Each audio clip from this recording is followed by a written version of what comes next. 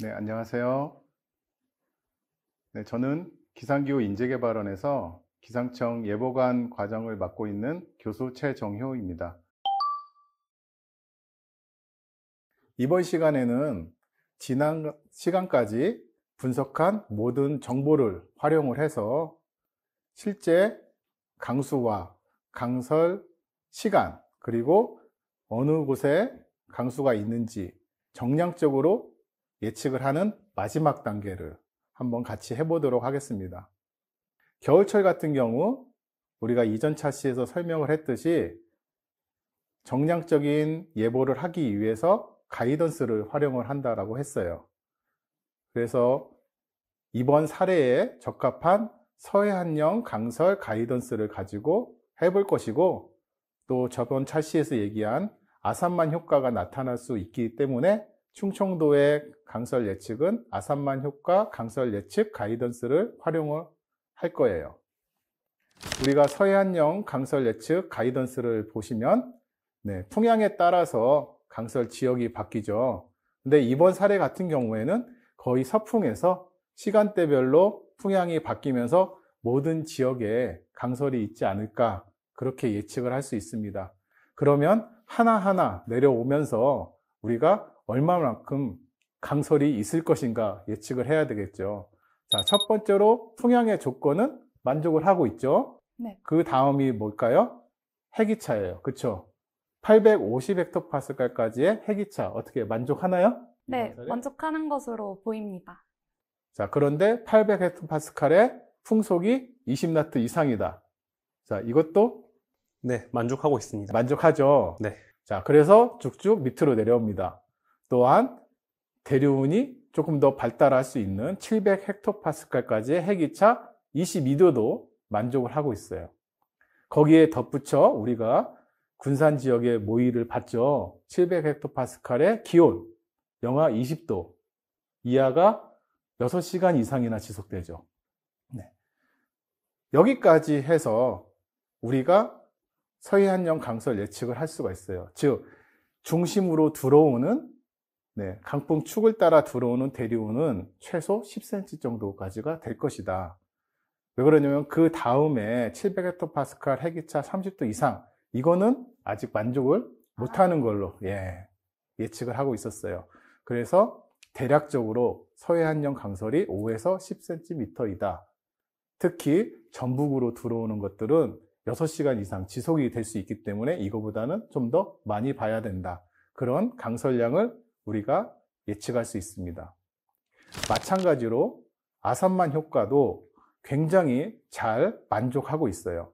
다른 어떤 물리적인 거, 역학적인 거는 앞에 서해안형에서 봤듯이 다들 만족하고 있고, 우리 분석한 대로 16일 밤부터 17일 새벽 사이에 풍향이 잘 일치해서 아산만 쪽으로 들어올 것이다. 한마디로 충청도, 아산, 천안 지역에는 5cm 이상의 적설을 기록할 것이다 라고 가이던스를 통해서 예측을 할 수 있습니다. 자, 이런 가이던스를 바탕으로 우리 한번 예보 시나리오를 한번 써보도록 하겠습니다. 지금 현재는 16일 09시 실황이죠. 상층 기압골이 우리나라 서해에 위치해 있고 해기차에 의해서 대류운이 발생을 해서 서풍 성분이 강해서 서울과 경기 이남까지도 강수가 지금 발생을 하고 있어요. 또한 대류운이 내륙 깊숙이 유입되고 있습니다.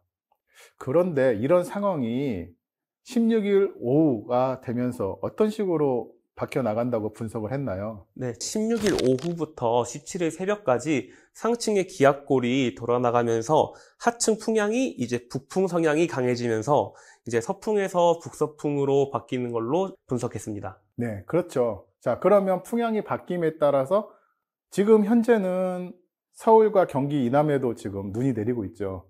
그러면 이런 식으로 풍향이 바뀌면서 내일 새벽까지는 주 강수대가 어디에 위치를 할 것 같아요? 풍향이 바뀌면서 강수대가 충청 및 전라도로 집중될 것으로 예상합니다. 그렇죠. 우리가 그런 시나리오를 쓸 수 있죠. 그리고 아까 분석한 대로 아마 대부분 눈으로 내릴 거예요. 그리고 그 사이 풍향이 바뀌면서 아산만 효과도 일어날 것이다 라는 것이 우리의 분석이었습니다. 자, 그렇게 되면 17일 아침에는 또 어떤 분석을 우리가 했었죠? 네, 17일 아침에는 육풍 수렴에 의해서 강수대가 점차 해안 쪽에 집중될 것으로 분석했습니다. 그렇죠. 새벽에서 아침으로 갈 때 전북 내륙 깊숙이 들어오던 강수대가 아마도 해안 쪽으로 육풍 수렴에 의해서 밀려날 것이다. 그래서 전라남북도 서부에 아마 강수대가 집중되지 않을까. 그렇게 아마 우리는 분석을 했습니다. 자, 그리고 마지막으로 아마 17일 낮부터 쭉 지나가면 이제 어떤 분석으로 우리가 시나리오를 작성할 수 있을까요? 이제 고기압이 다가오면서 그 풍향이 조금 더 북풍 성향이 좀 더 강해질 것 같아요. 그래서 북부 서쪽으로 바뀌지 않을까요? 아마 저도 마찬가지 분석을 할 것 같아요. 점차 고기압이 확장하니까 거의 이제 바람은 서풍 성향이 거의 없는 북풍 성향으로 바뀌게 되고 강수대도 그렇게 되면 내륙에 근접하지 못하고 점차 서해안이나 혹은 서해상으로 빠져나가면서 우리의 이번 사례의 시나리오가 마감이 될 거라고 생각을 합니다. 자, 이런 시나리오를 바탕으로 통보물을 작성을 해야 되겠죠. 그러면 저와 여러분들이 분석한 내용을 가지고 통보물을 우리가 작성을 해보도록 하겠습니다. 수도권의 예상 적설은 아마 16일, 오늘까지만 적설이 있겠죠. 그래서 서울과 인천, 경기 북부는 1cm 정도로, 그리고 경기 남부는 지금 집중되고 있으니까 2에서 5cm 정도. 그리고 깊숙이 들어오는 대류의 영향으로 강원도도 오늘까지는 약 3에서 8cm, 특히 산지 지역에서는 5에서 10cm까지도 지역적 효과에 의해서 내릴 수 있을 것 같아요. 그리고 중요한 거는 충청권과 전라권인데, 자, 충청권은 보통은 내려가면서 우리가 생각을 한다면 보통 3에서 7cm 정도로 우리가 예상할 수 있는데, 아까 아산만 효과 있었죠. 그래서 아산과 천안 지역은 좀 더 우리가 쓸 수가 있을 것 같아요. 5에서 10cm 정도로 쓰겠습니다. 그리고 전라권은 자, 가장 강수가 집중될 수 있는 전북 5에서 15cm, 많은 곳은 우리가 아까 강한 대류 700헥토파스칼의 기온이 20도 이하로 떨어지는 시간대도 6시간 이상 지속이 된댔죠. 20cm 이상으로 우리가 예측을 해야 될 것 같아요. 그리고 광주 및 전남 서부는 10에서 15cm, 많은 곳은 15cm 이상. 자, 그리고 우리가 육풍 성붕이 조금 약할 수 있다라고 생각을 했을 때 아마 밤 사이에 경상권까지 침투할 수도 있기 때문에 경남 서부 내륙에 1, 2cm 정도로 예측을 하는 것도 나쁘지 않을 것 같습니다. 자, 그러면 이런 우리가 예측을 가지고 자, 특보는 어떤 식으로 운영을 해야 될까요? 물론 전국의 한파특보는 아마 내려질 것 같아요. 제 생각에는 이제 16일 저녁부터 강수가 집중되는 17일 오전 3시까지 충청권의 대설특보를 발효할 것 같습니다. 그리고 16일 저녁부터 17일 오전까지 전라권 서해안과 광주, 그리고 전남 서부, 전북 중심으로 대설특보를 내려야 할 것 같습니다.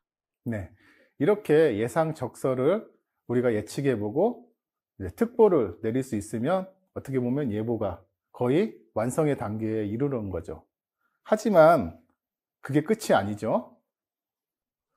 뭘 더 봐야 될까요? 저희가 예보를 냈으니 시간이 지남에 따라 저희가 낸 예보가 맞는지 실황 감시를 해야 하지 않을까요? 네, 맞습니다. 통보물을 냈다고 해서 끝이 아닌 거죠. 우리가 낸 예보가 얼마나 우리가 세운 시나리오대로 흘러가는지 항상 감시를 해야 돼요. 그걸 실황 감시라고 하는데 매우 중요하죠. 그래서 우리가 낸 예보와 달라졌을 때 빠르게 대처할 수가 있습니다. 그래서 실시간으로 위성 및 레이더 영상을 살펴보면서 우리의 시나리오와 일치하는지 그리고 달라졌으면 어떻게 달라졌는지를 살펴보면서 만약에 달라지는 점이 있으면 그때그때 예보를 수정해서 발표할 수 있어야 됩니다. 여기 살펴보면 레이더 영상 같은 경우 시간에 따라서 우리가 예측한 대로 풍향이 점점 바뀌면서 집중적으로 강수가 내리는 지역이 위치가 변화하는 것을 살펴볼 수가 있어요. 마찬가지로 AWS 관측 장비를 활용을 해서 현재 강수가 어디에서 얼만큼 내리고 있는지를 실시간으로 확인을 해서 우리의 예보와 맞춰보는 실황감시 매우 중요하죠. 꼭 잊지 말고 예보는 끝날 때까지 끝난 게 아니기 때문에 주의 깊게 살펴봐야 할 것입니다. 자, 이렇게 2023년 12월 16일 사례를 통해서 우리가 같이 예보의 처음부터 끝까지 내보는 시간을 가졌어요. 자, 어떻게 혼자 하실 수 있을 것 같아요? 아직 쌓아야 되는 지식과 경험은 많지만 이번 수업으로 인해서 기초적인 예보 접근 방법에 대해서 알 수 있었던 것 같습니다. 네. 다시 한번 생각해봐도 저는 아직 많이 어려운 것 같아요, 이게. 그래서 조금 더 노력해서 공부도 열심히 해서 좋은 예보관이 될 수 있도록 노력해야 될 것 같습니다. 네, 맞습니다. 제가 서두에 얘기했듯이 예보 방법은 예보관마다 다 다를 수 있어요. 지금 우리 시간에는 가장 기초적으로 간단한 일기도만을 가지고 예보를 했기 때문에 아마 좀 부족함도 느끼실 수 있을 겁니다.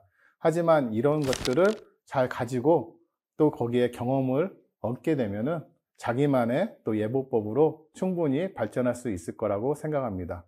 여기까지 모두 수고하셨습니다. 감사합니다.